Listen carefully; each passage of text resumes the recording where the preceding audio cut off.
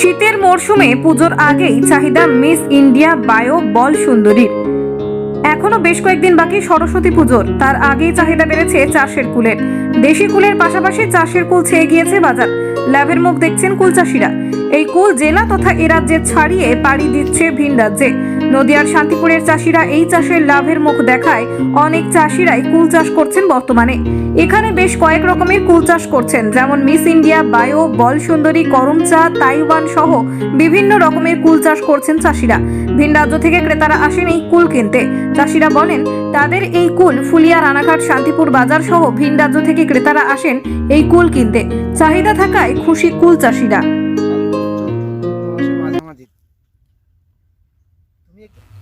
এখানে কুলের চাষটাই বেশি করা হয়। মিস ইন্ডিয়া, বল সুন্দরী, বায়ো সহ অনেক অনেক কুলের চাষই করা হয় এখানে।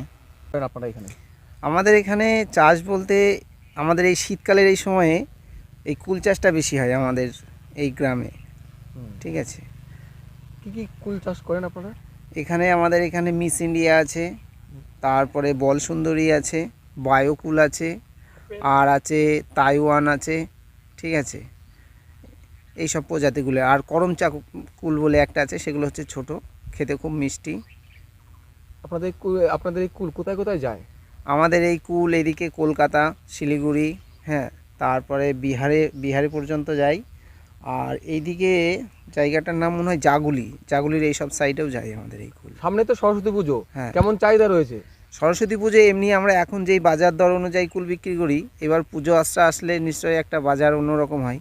তা সেই সময় বাজারটা এই এখন যে গড়গড়া লেভেল বাজার, তার থেকে একটু বেশি পাওয়া যায়। অবশ্যই না করলে মানে সারা বছরে আমাদের এই এক বিঘে কুল চাষে মোটামুটি 15 থেকে 20 হাজার টাকা খরচা হয়। গড়গড়া ওই বছর হিসাব করলে দেখা যায় টোটাল 70-75 হাজার টাকা বেচা কেনা হয়। তো বলতে প্রথমে আমাদের জমি যেভাবে চাষাবাদ করা বলতে জমিকে মেরামত করে নিতে হয়। হ্যাঁ, 3-4টে চাষ দিতে হয়। চাষ দিয়ে ওই যেখানে গাছগুলো বসানো হয় সেইখানে ভালো করে গোবরের সার দিয়ে মাটিটাকে মিশ্রণ করে মাটির সাথে গোবরের সারকে মাটির সাথে মিশ্রণ করিয়ে চারাটাকে রোপণ করানো হয়।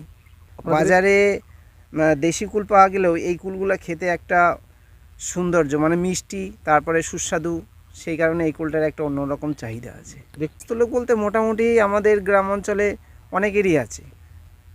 আমাদের এই গ্রামে মোটামুটি 65 থেকে 70 বিঘে কুল চাষ আছে। নমস্কার, আমি রিয়াঙ্কা, আপনারা দেখছেন বাংলাদেশ।